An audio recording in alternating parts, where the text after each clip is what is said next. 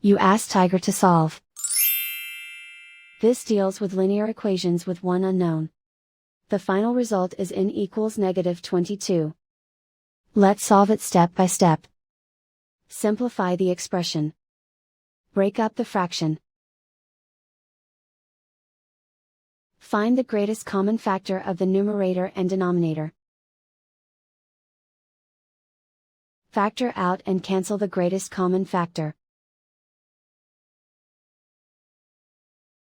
Group all constants on the right side of the equation.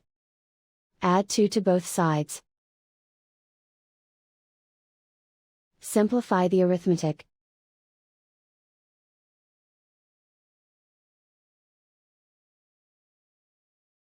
Isolate the n. Multiply both sides by 2. Group like terms. Multiply the coefficients. Simplify the fraction. Simplify the arithmetic.